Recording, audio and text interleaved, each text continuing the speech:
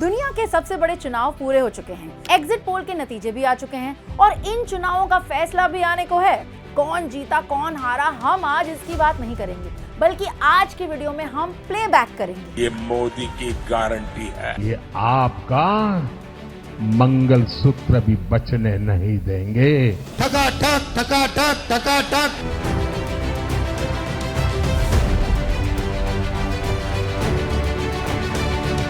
राम राम, मैं हूं आपकी दिव्या। आज के वीडियो में हम आपके लिए लेकर आए हैं लोकसभा इलेक्शन 2024 का wrap up.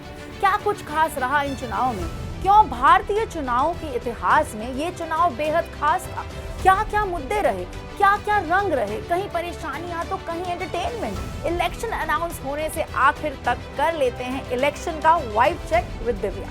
But before I do that, आप हमारे चैनल नो द नेशन को लाइक और सब्सक्राइब जरूर कर दें। 2024 का इलेक्शन कई मायनों में स्पेशल है। सबसे पहले नंबर आता है स्ट्रैटेजी का। पूरे इलेक्शन कैंपेन में फोकस था 3 M's पर। ये 3 M थे माइनॉरिटी, महिला और मोदी।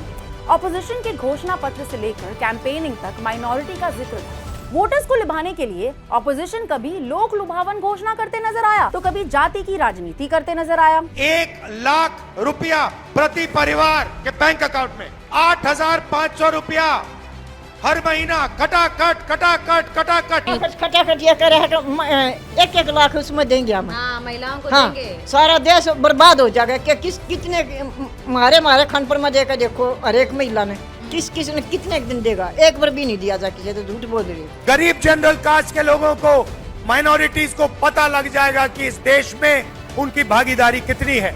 हम फाइनेंशियल और इंस्टीट्यूशनल सर्वे करेंगे। लेकिन वोटर्स को पता था कि ये सब कोरे दावे हैं। ऑपोजिशन सारी एनर्जी लगाकर भी प्रधानमंत्री मोदी के सामने नहीं टिक पाया। बीजेपी का पूरा फोकस सिर्फ 2 मुद्दों पर था। पहला, 10 साल में किए गए काम।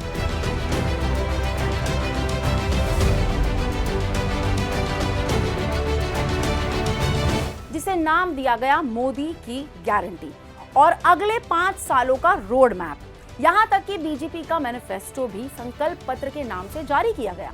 विपक्ष के हर वार को मोदी जी ने टाएं टाएं फिस कर दिया। मेरी माताओं बहनों, ये आपका मंगलसूत्र भी बचने नहीं देंगे। 10 साल के डिलीवरी विथ डेडलाइन के परफॉर्मेंस के बाद भी प्रधानमंत्री पूरे कैंपेन के दौरान जी जान से जुटे थे।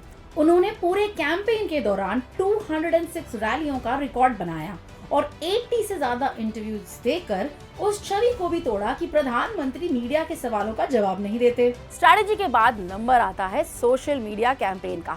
2019 के चुनावों में भी सोशल मीडिया का इफेक्ट था, लेकिन ये कह सकते हैं कि 2024 का इलेक्शन फर्स्ट एवर इलेक्शन था जो जमीन के साथ साथ सोशल मीडिया पर लड़ा गया। मार्च से लेकर मई तक बीजेपी ने अपने एक्स हैंडल पर करीब 4 लाख नए सब्सक्राइबर्स जोड़े, तो कांग्रेस ने करीब 3,10,000। वहीं यूट्यूब पर भी आम आदमी पार्टी, कांग्रेस और बीजेपी ने अच्छे खासे फॉलोअर्स बढ़ाए।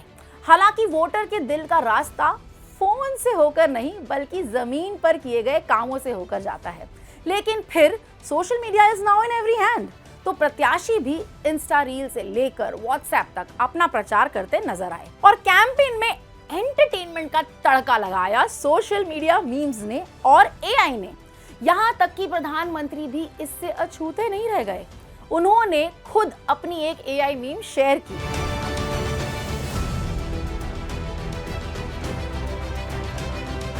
स्ट्रैटेजी, कैंपेनिंग और सोशल मीडिया के बाद आ जाते हैं चुनावों के लॉजिस्टिक और टाइमिंग पर।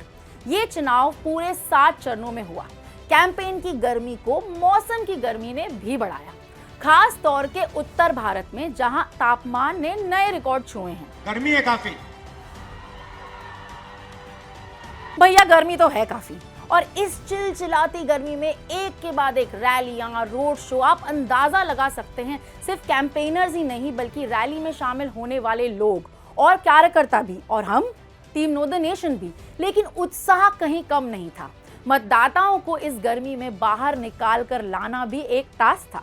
हर पोलिंग बूथ पर गर्मी के लिए खास इंतजाम किए गए, तो कहीं कहीं लोकल कार्यकर्ताओं ने भी वोटर्स के लिए ठंडे के इंतजाम किए।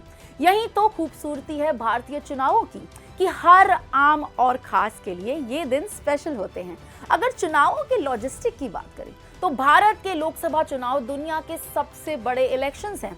969 मिलियन वोटर्स, 1 मिलियन से ज्यादा पोलिंग स्टेशंस, 744 पॉलिटिकल पार्टीज और 8,300 कैंडिडेट्स। जरा सोचिए कि इन सब को मैनेज करने में कितना एफर्ट लगा होगा, लेकिन फिर भी ये चुनाव शांतिपूर्ण ढंग से निपट गए। 1 बिलियन लोग, अलग अलग धर्म, जाति, राज्य, भाषा, आइडियोलॉजीज, भारत का लोकतंत्र और ये चुनाव दुनिया की यंग डेमोक्रेसीज के लिए एक सबक है और जवाब है उन लोगों के लिए भी जिन्हें लगता है भारत का लोकतंत्र खतरे में है।